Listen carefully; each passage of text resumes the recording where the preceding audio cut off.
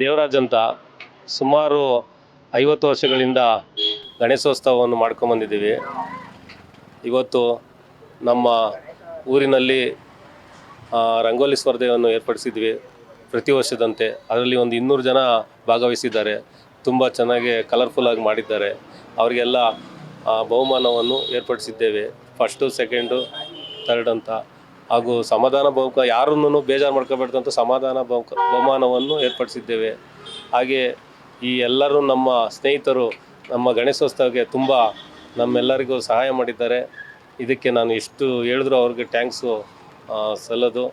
ಅದಕ್ಕೆ ಎಲ್ಲರಿಗೂ ನಮಸ್ಕರಿಸ್ತಾ ನನ್ನ ವಂದನೆಗಳು ಸಲ್ಲಿಸುತ್ತೇನೆ. 50 ವರ್ಷದಿಂದ ನಡೆಸ್ತಾ ಇದ್ದೀವಿ.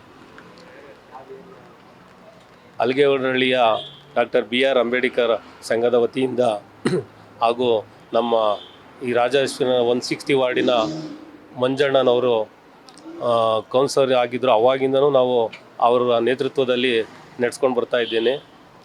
ಈಗೂ ತುಂಬ ನಮ್ಮ ಹುಡುಗರ ಸಪೋರ್ಟಿಂದ ತುಂಬ ವಿಜೃಂಭಣೆಯಿಂದ ಮಾಡ್ತಾ ಇದ್ದೇವೆ.